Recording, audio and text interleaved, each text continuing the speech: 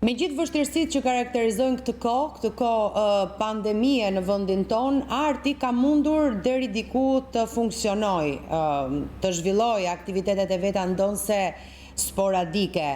Shfaqjet e ndryshme teatrale për shembull janë vënë në skena të hapura hera herës, edhe pse jemi në kohë Covidi. Si kanë shkuar punët me artistët, me artin përgjithësi? Do ta zbulojmë përmes një komunikimi që do të zhvilloj tani me drejtorin e Teatrit Kombëtar, zotin Hervin Çuli. Përshëndetje zoti Çuli, kënaqësi të jemi sërish së bashku në këtë komunikim. Përshëndetje, kënaqësia ime. Si kanë shkuar punët në këtë kohë? Si janë zhvilluar shfaqjet në ambientet e hapura? Sa të suksesshme kanë rezultuar ato edhe pse në këtë kohë pandemie?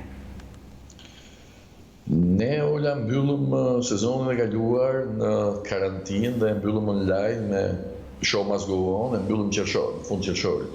Kështu tani jemi në përgatitjet tona për fillimin e sezonit të ri, që praktikisht si çdo vit i bie të jetë tetor me qershor. Pra tetor 2020, qershor 2021.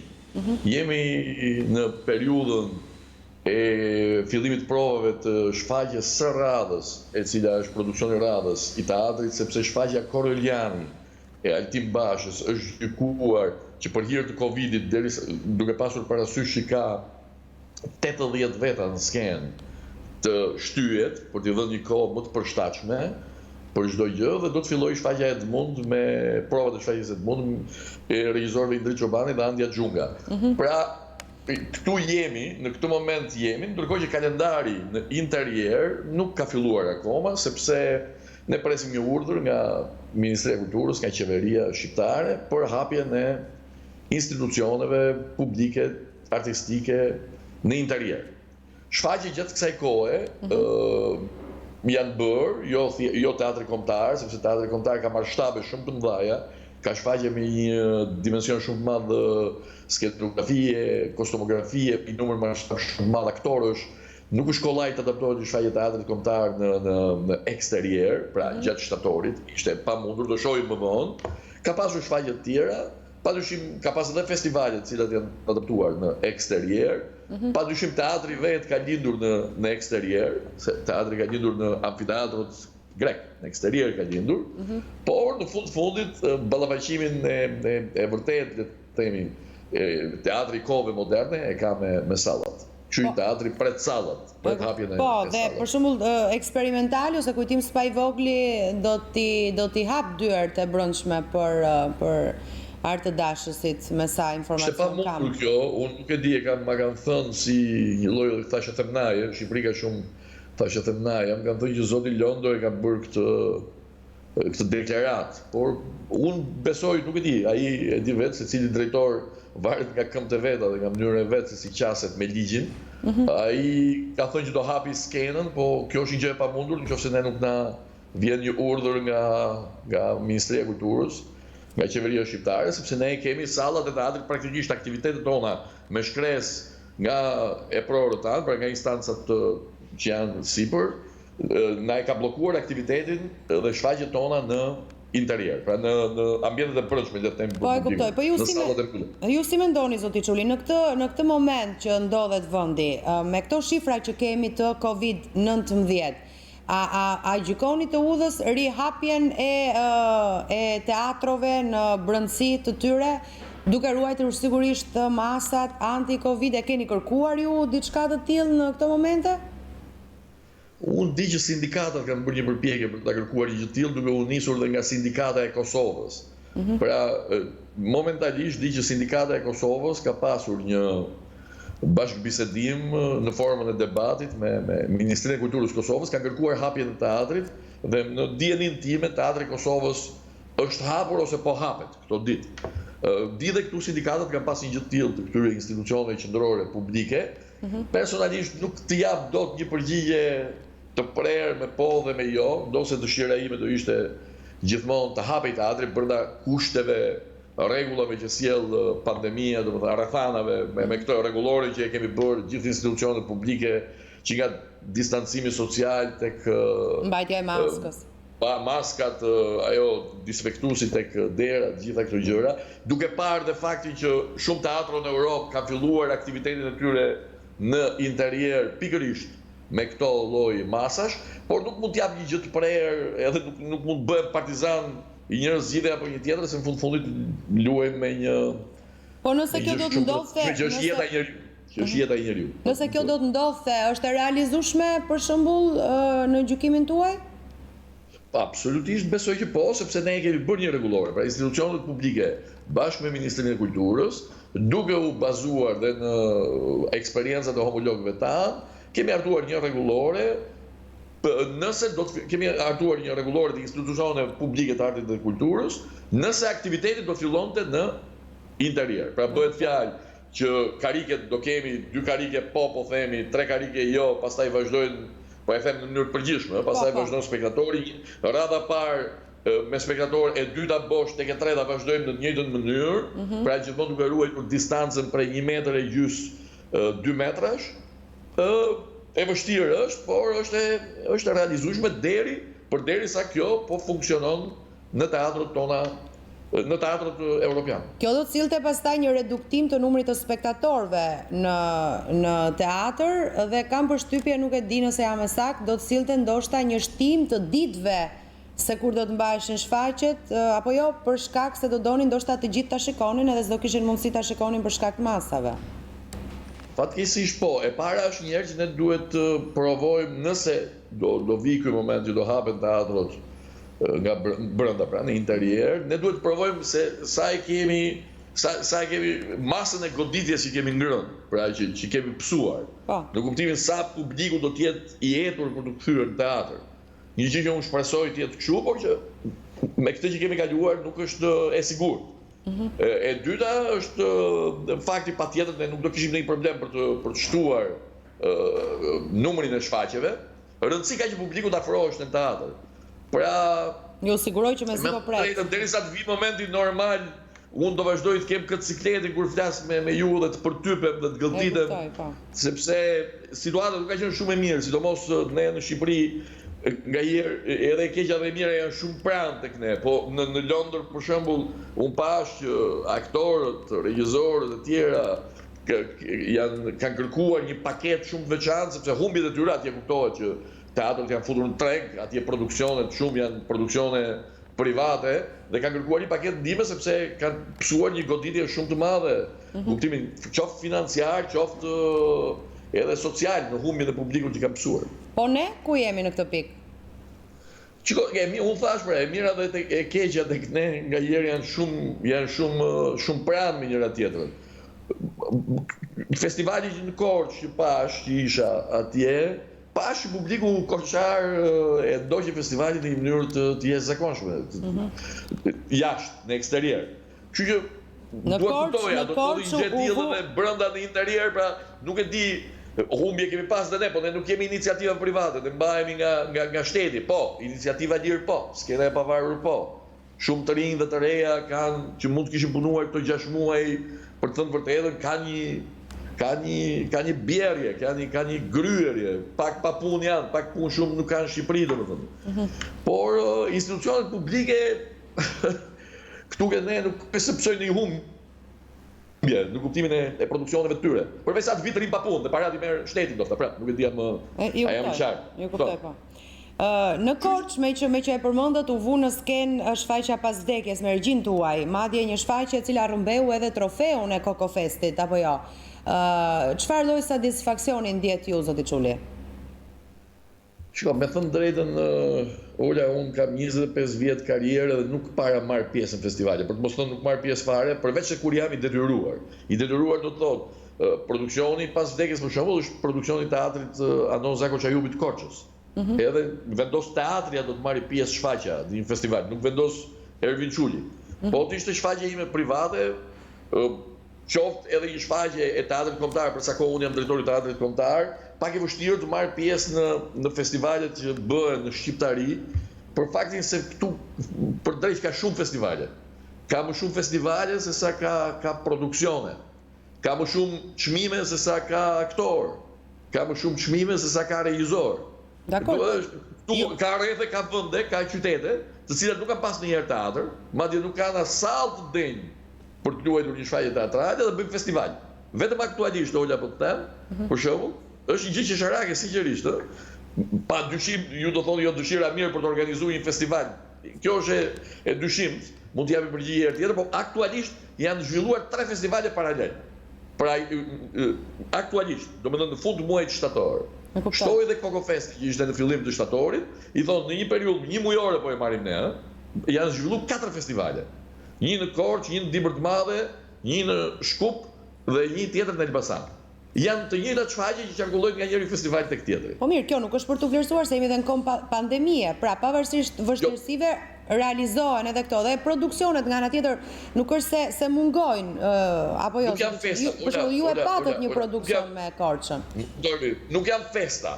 Po të janë festa, unë do isha dakord. Sidomos për shembull në Elbasan këtë vit jam dakord me juve, që edhe me duke pasur parasysh Covidin, ai Adonis Filipi që është organizatori ka bërë në këto sitet e turizmit kulturor atje, jo Kalajo, etj. Dhe kjo është një gjë shumë pozitive. Problemi është që këto nuk janë festa, këto janë kompeticione.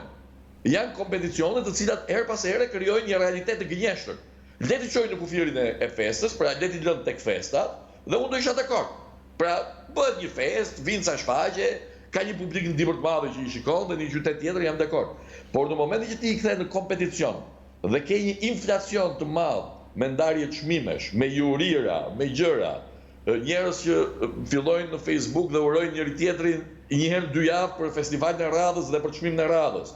Kur çdo aktor që më vjen mua si drejtori i teatrit kombëtar dhe më sjell një kurikulum, më thotë un kam marrë çmim në Ferizaj, në Dibër, Çrëcikatë, do të thonë dhe nuk gjen rradh të gjesh aktor sot në Shqipëri që nuk ka marrë një çmim. Apo që kemi edhe një çmim kështu kombëtar, një çmimi si Oscarin, po ja them emrin tash se as reklamë nuk më i bë, që jep për librin, për filmin, për teatrin, për tjera. Ky na ka vënë 6 nomination në vit, për shembull, regjisor. Ne nuk dimë gjithë shqiptarinë kemi 6 regjisor. Ky ka vit për vit 6 regjisor. Nominacione, kështu bën alla Oscar. Edhe vjen kurikulumi që vjet që unë thuhet dhe kam 2 nominime tek Oscari shqiptar. Është kthyer një qesharake, janë si çmimet e presidentëve. Kohët e fundit, kjo puna e çmimeve është bërë qesharake në të vend, jo vetëm teatrove. Shifni çmimet që japin presidentët, që kanë dhënë presidentët e fundit. Pra nuk ka ngel njeri pa marrë çmim.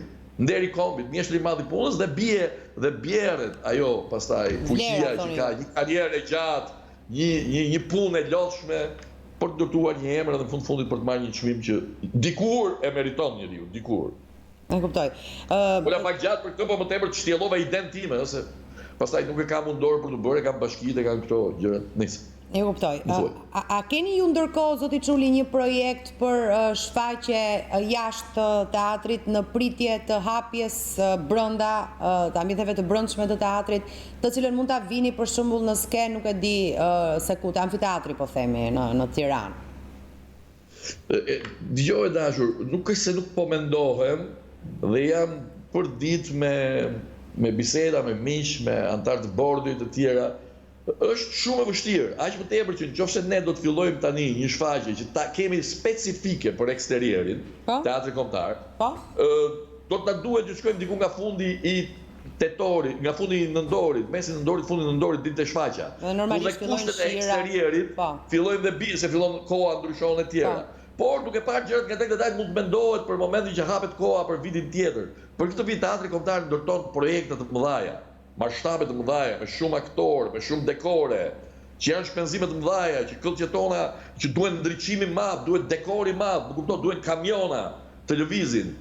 Edhe nga kjo anë është e vështirë, por ne do të vazhdojmë aktivitetin nëse gjërat do të jenë këtu ku janë, pra le të themi do kemi akoma një stopim nga Covidi, ne do të vazhdojmë paralel me programet tona online deri në momentin që do ballafaqohemi me skenën. Dhe ndoshta mund të kemi vetëm recitime, bëhet pak qëllim në vetvete. Mund të kemi edhe spektakle të vogla në eksterior me recitime, siç u thash, me një gjë tjetër. Po nuk është kaq kollaj për një teatër si teatri kombëtar. Në fillim të pandemisë ju i bë thirrje shtetit ju mbështeste. Ndjeheshit në vështirësi edhe për shkak të parashikimeve që bënin bluzat e bardha apo dhe komiteti ekspertëve se kjo situatë do të zgjaste shumë. A e morët ndonjëherë atë mbështetje që kërkuat, zoti Çuli? Besoj që po, sepse që nga muaji qershor, por pastaj aty përfundoi online. si më thënë, unë kërkova një mbështetje atëherë për aktivitetet që ne po zhvillonim online, për të pas një mundësi financiare, për të marrë studio më të mira post-produksioni e tjera, për prodhimet tona që dilnin sa më të mira. Faktikisht, diku tek muaji qershor, fondet e teatrit janë zhbllokuar. Tani është vështirësia që ato t'i vësh në gjenerim për të ndërtuar projekte, por janë zhbllokuar dhe ne për momentin nuk e kemi vendosur akoma a do kemi prapë një paketë online. Po nëse do kemi prapë një paketë online, padyshim që është bllokimi i fondeve në muajin qershor ka ardhur dhe ne do jemi më të qetë për ndërtuar një gjë me cilësi më të lartë artistike. Gjithsesi, unë i bashkohem asaj që teatri magjinë e vet e ka atje i gjallë përballë unë dhe ti, domethënë, kur i thonë, jo online teatri nuk është e vështirë. Ky art demodé po doni mund ta quajmë, ky art demodé ndoshta. Po doni mund ta quajmë, po vështirë ti rezistoj kamerës. Ti rezistoj kësaj pjesës virtuale. M'fal, po tu. A jeni ju bashkë në kuptimin zakonisht ndodh që komunitetet e caktuara në Shqipëri era herës të përçahen, njëri ka një mendim ndryshe nga tjetri dhe kështu fillon përçarja. Në këto kushte që jemi gjatë këtyre muajve me vështirësitë pa numërta që ju të gjithë bashkë, komuniteti juaj mund të ketë patur, pra i aktorëve, artistëve, a jeni ende bashk apo ka nisur përçarja? Nuk di të them për këtë, për faktin sepse unë personalisht shoh një komunitet të shëndosh, sidomos në pjesën atyre njerëzve që ëndra dhe ose më mirë e përditshme atyre, se fjala ëndër është shumë e madhe. E përditshme atyre, shqetësimi i tyre kryesor është puna.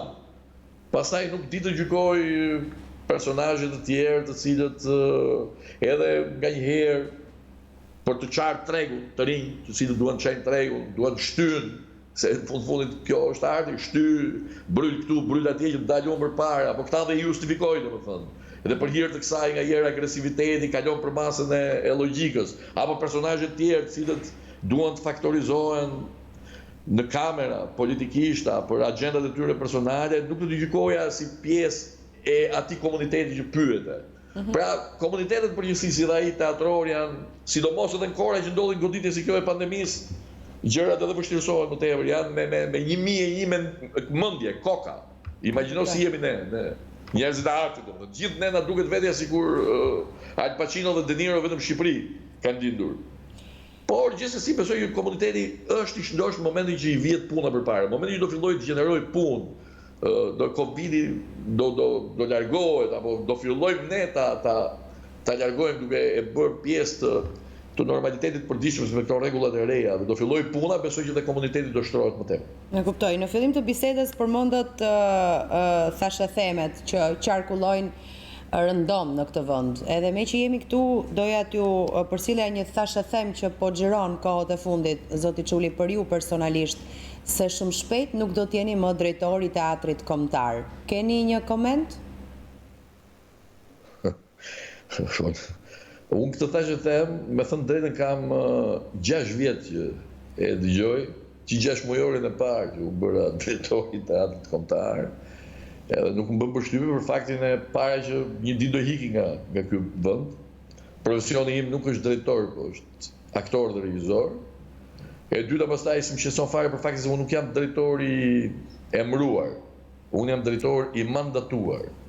Edhe unë kam një mandat 4 vjeçar që nëse nuk ndodhin shkelje të mëdha apo thyrje të mëdha të politikave të një vendi, që ke vështirë të thyen këto kontrata. Se këto janë kontrata ligjore. Gjithsesi as nuk është se më bën shumë përshtypje se ju thash një ditë do hikim nga ky vend, se do jemi përjetshëm, dhe në fundit këtë thashë them kam 6 vjet që e dëgjoj. Çdo ditë, muaj për muaj. Është e njëjta histori. Edhe nuk e besoj që është vetëm për mua, po në përgjithësi kjo është një gjë që ndodh me njerëzit që drejtojnë. Shikoni, jo do ndrohet ky ministër, do ndrohet ai ministër e tjerë.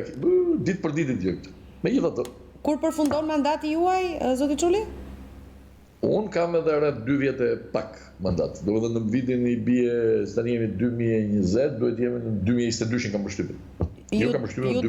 Ju do donit edhe pas 2022-shit vazhdonit të qëndronit në këtë post?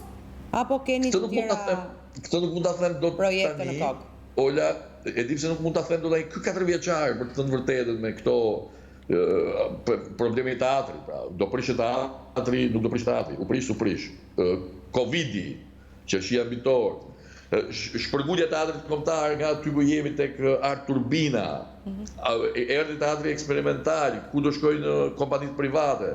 Domethënë ka qenë një 4 vjeçar, unë tamam si drejtor kam shijuar 4 vjeçarin e parë, në kuptimin, kurse ky ka qenë më tepër 4 vjeçar hallesh, si më thënë, kemi pas më tepër halle se sa kemi pas mundësi të zhvillojmë politika kulturore në Nga të cilat halle nga të cilat ju jeni lodhur apo keni fituar më shumë energji?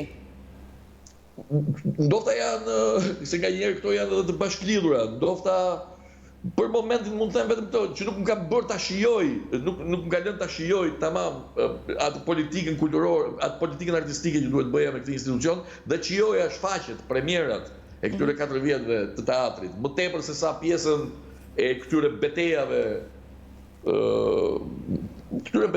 të pashmangshme, domethënë, që nga ju thash teatri, problemi i teatrit, Covidi e tjerë, nuk e kam shijuar siç do doja. Siç e shijova 4 vjeçarin e parë, pra, kur u kthye publiku në një mënyrë të jashtëzakonshme, kur salla e teatrit të vjetër kombëtar, salla e teatrit të vjetër kombëtar, ne kemi pas 2 vjet me të gjitha biletat e shitura. Më kupton, kjo është një kënaqësi më e madhe për një drejtor se sa të jetë pjesë e një periudhe tranzitore, po e quaj unë, ku hyn të gjitha këto problematika që ju përmendëm. E kuptoj. Ju e thatë vetë. Pastaj nuk e di ai sot 2 vjet me kismet. Ju e thatë vetë përpara se të jeni drejtor, sigurisht jeni regjisor dhe jeni aktor. Shfaqja pas vdekjes kishte regjin tuaj, mori një çmim siç përmendëm në Coco Fest, ndërkohë regjin e kujt shfaqje po bëni tani? Keni në dorë një projekt? Po kujdeseni për regjinën e shfaqjes? Atë çmim që është në Korçë aty, që është çmimi kryesor, që është shfaqja më e mirë, që quhet edhe si çmimi më prestigjioz, po për mua çmimi më i mirë që kam marrë nga pas vdekjes është puna që kam bërë me teatrin e Korçës, me ata çunat dhe gocat e rinj atje, që ka qenë një punë me impresion të jashtëzakonshëm dhe pritja e publikut korçar, kjo është megjithatë. Çmimi pastaj është një gjë që edhe po nuk qe, çmimi më të mirë ma ka dhënë publiku. Tani për momentin jam duke punuar vetë Ivanovin, që është një vepër edhe imja e aprovuar nga Bordi i Teatrit, një nga veprat e para të shkruar nga Çehovi, që nuk është vënë në Shqipëri, unë jam e dashuroj këtë personazh, domethënë, letërsisë botërore, dhe kurtifikoha se janë shtyrë të gjithë projektet. Dhe jeni duke u marrë me regjin? Jo, jam duke punuar në shtëpi për punën e regjisë pas punës që bëj në teatrin kombëtar. Jo, nuk kam një gjë në dorë pas shfaqjes Korçës në kuptimin artistik. E kuptoj. Kam një gjë që punoj në shtëpi në mënyrë të vazhdueshme kur tifikohet. Po si aktor, kur do kemi mundësi ta shohim Hervin Çulin? Po unë isha një rol goxha interesant dhe të këndshëm tek Altin Basha tek Koroliani, që shpresojmë do jepet diku nga fundi janarit shkurti, një shfaqje e madhe teatrit me 80 veta, 100 veta në skenë, dhe kisha vërtet një rol të këndshëm aty, që e falenderoj dhe Altinin për besimin, që pra mund të jetë shpejt. Ta i qofim, nuk e di, se nga njerë unë edhe tërhiqem nga kjo gjë, sepse nuk mund të mbaj shumë kunguj me i sjetull. Si me thënë, po të bëj një qik tangërllëk, edhe për faktin se kur jetë drejtor nga njerë edhe shtohet këto ofertat, diskutohet. Oferta ka pas, me thënë drejtën, po shpeshherë jam shmangur sepse nuk ka qenë e përshtatshme për mua t'i bëj të dyja bashkë. Në atë moment, kam qenë i përqendruar tek puna me teatrin se ka pas hall më të madh. E kuptoj. Mirë, nëse ju nuk do të kishit diçka tjetër për të shtuar, një mesazh për të dhënë, një kërkesë për t'i drejtuar qeverisë, ndoshta për një mbështetje tjetër, për cilën ju mund të keni nevojë, komuniteti juaj, unë do ta konsideroja të mbyllur bisedën tonë. Ju e dini. Unë mesazhi im do ishte që ata njerëz, se mund të jetë edhe ajo si e ka komisioni mjekësor që vendos. Komiteti i ekspertëve, po. Komiteti i ekspertëve. Do thoya çojnë se si funksionojnë edhe praktikat e sotme në Europë, edhe nëse kjo është një gjë që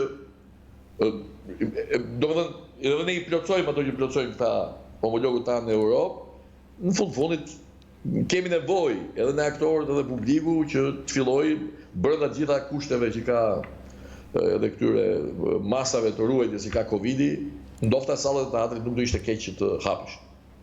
Faleminderit zoti Çuli dhe suksesa. Faleminderit dhe ju Ola për qafimin. Faleminderit. Publicitet, kthehemi sërish pas pak.